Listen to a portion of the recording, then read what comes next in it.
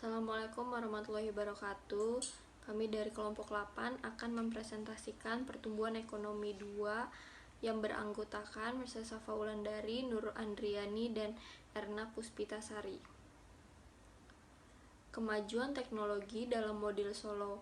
Model Solow tidak menjelaskan kemajuan teknologi, tapi menganggapnya sebagai hal pasti dan menunjukkan bagaimana interaksinya dengan variabel lain dalam proses pertumbuhan ekonomi.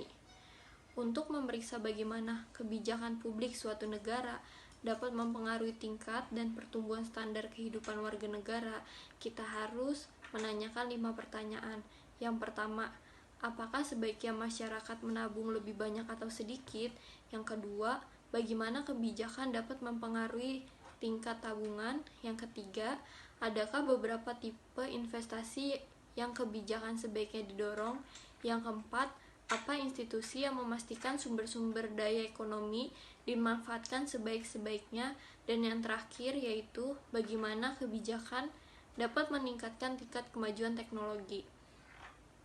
Model Solow menyediakan bingkai teoritis di mana di dalamnya kita mempertimbangkan isu-isu ini. Menambah efisiensi tenaga kerja Untuk memasukkan kemajuan teknologi, fungsi produksi sekarang ditulis sebagai Y sama dengan F K L dikali E, di mana L dikali E mengukur jumlah pekerja, ini memasukkan jumlah pekerja L, dan di efisiensi tiap pekerja Dinyatakan bahwa output total Y bergantung pada modal K dan pekerja L dikali E. Esensi model ini adalah kenaikan atau efisiensi analog dengan kenaikan L atau jumlah pekerja. Dengan kata lain, seorang pekerja jika 2 kali lebih produktif dapat dianggap sebagai 2 pekerja.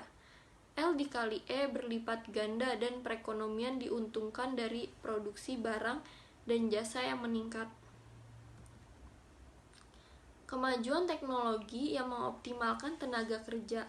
Kemajuan teknologi menyebabkan tumbuh pada tingkat G, yang dimana kemajuan teknologi dan L tumbuh pada tingkat N, yaitu pertumbuhan penduduk. Jadi jumlah pekerja L dikali E tumbuh pada tingkat N ditambah G, atau pertumbuhan penduduk ditambah dengan kemajuan teknologi. Sekarang perubahan persediaan modal per pekerja menjadi delta K sama dengan I min depresiasi ditambah N ditambah G dikali K, di mana I sama dengan SFK. Catatan, K sama dengan K per LE dan Y sama dengan Y per L dikali E. Jadi Y sama dengan FK sekarang berbeda juga bila G ditambahkan GK diperlukan untuk menyediakan modal pada pekerja efektif baru muncul oleh kemajuan teknologi. Catatan penting, kemajuan teknologi yang mengoptimalkan tenaga kerja pada tingkat G, yaitu kemajuan teknologi mempengaruhi model pertumbuhan Solow dengan cara yang hampir sama sebagaimana dilakukan pertumbuhan populasi pada tingkat N, yaitu pertumbuhan penduduk. Sekarang karena K didefinisikan sebagai jumlah modal per pekerja efektif, kenaikan jumlah pekerja efektif karena kemajuan teknologi yang cenderung mengurangi K, yaitu modal per pekerja efektif. Pada kondisi mapan, investasi SFK mengatasi dengan tepat penurunan pada K karena depresiasi, pertumbuhan populasi, dan kemajuan teknologi. Dampak kemajuan teknologi. Modal per pekerja efektif adalah konstan pada kondisi mapan karena Y sama dengan FK, yaitu fungsi produksi. Output per pekerja efektif juga konstan. Namun efisiensi tiap pekerja aktual tumbuh pada tingkat G, yaitu kemajuan teknologi. Jadi output per pekerja yaitu Y per L sama dengan Y dikali E juga tumbuh pada tingkat G, kemajuan teknologi. Output total sama dengan Y sama dengan Y dikali E dikali L, tumbuh pada tingkat N ditambah G, yang dimana tumbuh pada tingkat kemajuan teknologi ditambah dengan pertumbuhan penduduk. Hanya kemajuan teknologi dapat menjelaskan pertumbuhan berkelanjutan dan kenaikan standar kehidupan berkelanjutan. Pengenalan kemajuan teknologi juga memodifikasi kriteria untuk kaidah emas. Tingkat modal kaidah emas sekarang didefinisikan sebagai kondisi mapan yang memaksimalkan konsumsi per pekerja efektif. Jadi, kita dapat menunjukkan bahwa konsumsi kondisi mapan per pekerja efektif adalah C bintang sama dengan F dikali K bintang min D ditambah N ditambah G dikali K bintang, yang dimana depresiasi ditambah dengan pertumbuhan penduduk ditambah dengan kemajuan teknologi. Konsumsi kondisi mapan dimaksimalkan jika marginal produktivitas modal atau MPK sama dengan D ditambah N ditambah G, yang dimana marginal produktivitas modal sama dengan depresiasi ditambah pertumbuhan penduduk ditambah kemajuan teknologi dapat disusun ulang menjadi marginal produktivitas modal atau MPK min depresiasi sama dengan pertumbuhan penduduk ditambah kemajuan teknologi, atau MPK min D sama dengan N ditambah G. Yakni pada tingkat modal kaidah emas, produk marginal modal neto MPK min D atau marginal produktivitas modal dikurang depresiasi sama dengan tingkat pertumbuhan output total N ditambah G, yaitu pertumbuhan penduduk ditambah kemajuan teknologi.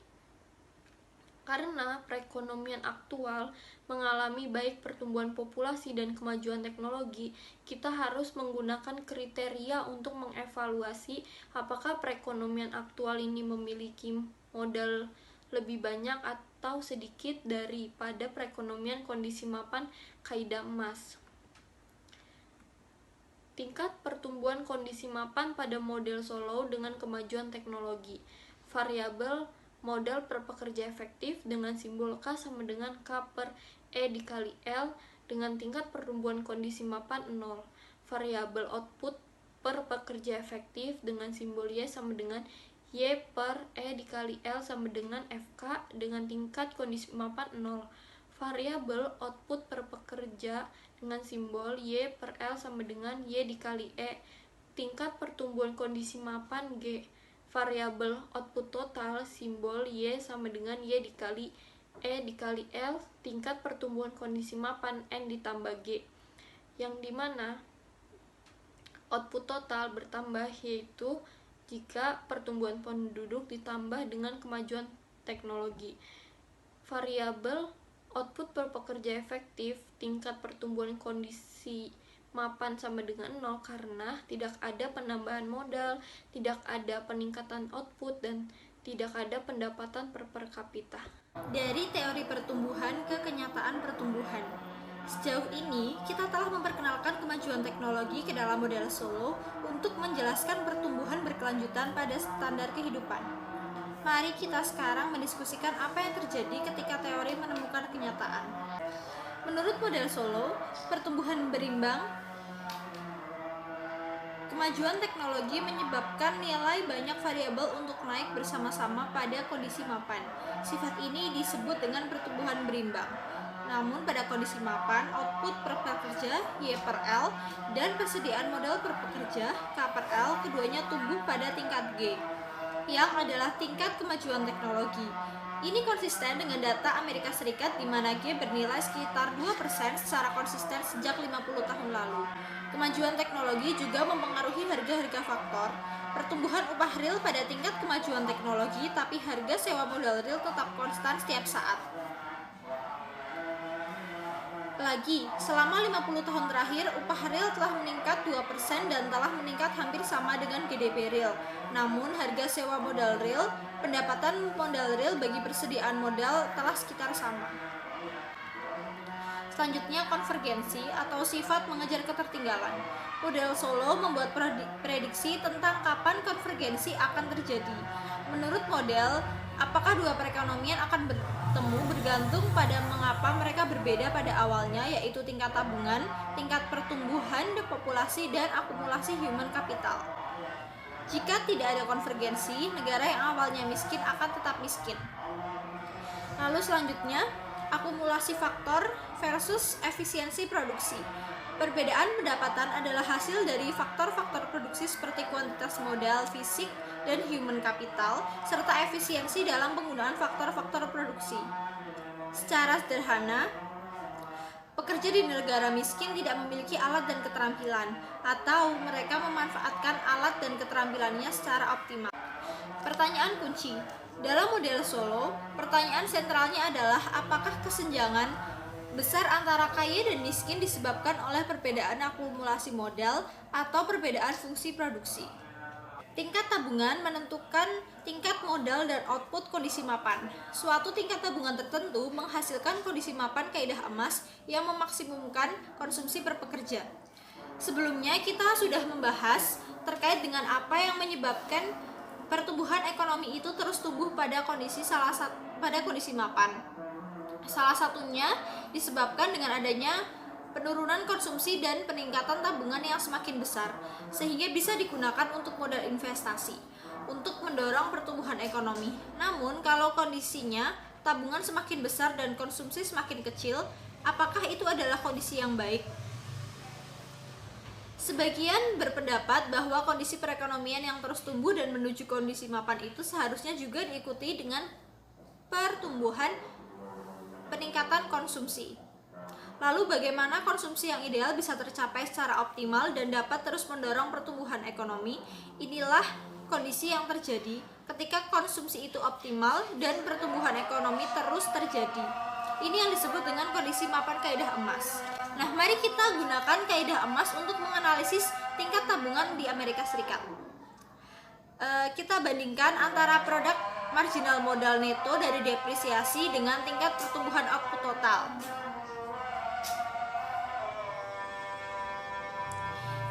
Ingat bahwa pada kondisi mapan kaidah emas, itu produk marginal modal neto dari depresiasi akan sama dengan tingkat pertumbuhan output total.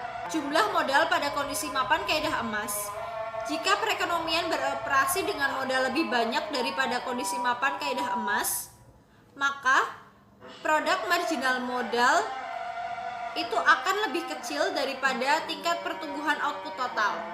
Namun, jika perekonomian beroperasi dengan modal lebih sedikit daripada kondisi mapan kaidah emas, maka tentu produk marginal modal neto dari depresiasi akan lebih besar dibandingkan tingkat pertumbuhan output total. Sehingga kondisi mapan emas menyatakan bahwa produk marginal modal akan sebanding dengan tingkat pertumbuhan output totalnya. Untuk membuat perbandingan ini di perekonomian Amerika Serikat, kita perlu menaksir tingkat pertumbuhan output dan produk marginal modal neto. GDP Amerika Serikat tumbuh sekitar 3% per tahun. Jadi, tingkat pertumbuhan output sama dengan 0,03. Kita dapat menaksir produk marginal modal neto dari fakta-fakta berikut. Yang pertama, persediaan modal sekitar 2,5 kali GDP 1 tahun atau K sama dengan 2,5 Y. Sedangkan 2, depresiasi modal sekitar 10% GDP atau DK sama dengan 0,1 Y. Dan yang ketiga, pendapatan modal sekitar 30% GDP atau MPK dikali K sama dengan 0,3 Y.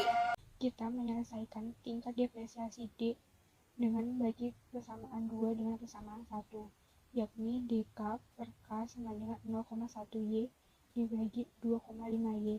Jadi depresiasi sama dengan 0,4. Dan kita menyelesaikan produk marginal modal atau MPK dengan membagi persamaan 3 dengan persamaan 1, yakni MPK dikalikan K dibagi K sama dengan 0,3 Y.